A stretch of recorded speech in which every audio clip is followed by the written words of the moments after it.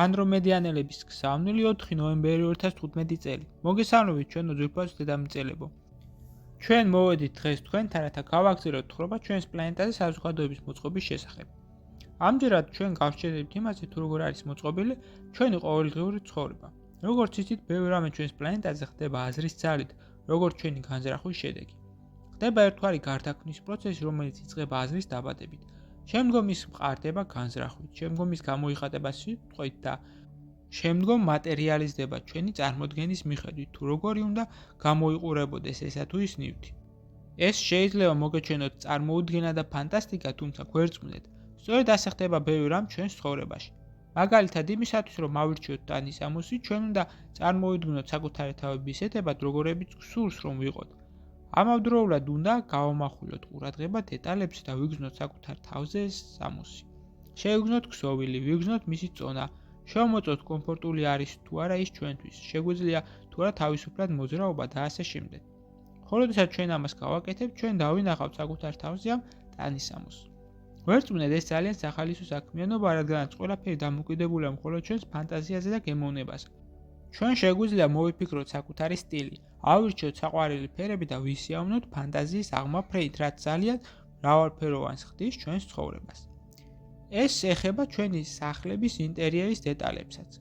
აქ არ არსებობს სრულყოფილების ზღვარი და ჩვენ სიამოვნებით ვერთობით იმით, რომ ცვლით ჩვენი საცხოვრებლების სტილს, გადავაადგილებთ ავეჯს, ვთავთ მას სურათებით, სახალისო სუვენირებით ვქნით ავეჯის საკუთარ დიზაინს, ასევე ნათურებსა და ჭურჭელს. ამ ყველაფერს შემოაქვს ჩვენს ცხოვრებას შემოქმედობის ელემენტი და ხდის მას მრავალფეროვანსა და სახალისოს. ხოლო რაც შეეხება ჩვენს კვებას, ის შედგება ძირითადად იმ კომპონენტებისგან, რომელიც წარმოადგენს მცენარეებსა და ბალახებს. აქაც ფანტაზიას განუსაზღვრელი სივრცე აქვს. ამ კომპონენტების სხვადასხვა თანწყობა ნებას გვაძლევს, რომ შევქმნათ ჭეშმარიტად კულინარიული შედევრები და ამაზე არც დავხარჯოთ არც ერთი წუთი. ყველაფერი ხდება წამიერად. ჩვენს ქალებს ძალიან უყვარს შექმნათ საოცარი ვარცხნილობები. ისინი იცვლიან თავიანთ სულილისამებრ მის ფერს და სიგრძეს, ფაქტურასა და სისქეს. კაცებს როგორც წესი აქვთ მოკლე თმები. თქვენგან განსხვავებით, ჩვენს კაცებს სახეზე ბალანი არ ეძდება და ამიტომაც არ აქვთ წვერი და ულვაშები. ამაზე გავჩერდებით დღეს. თქვენთან იყვნენ თანავარსკვლავედი ანდრომედეს უხუცესთა საბჭოს წარმომადგენლები. გზავნილი მიიღო მართა, თარგმნა წაიკითხა გოჩა.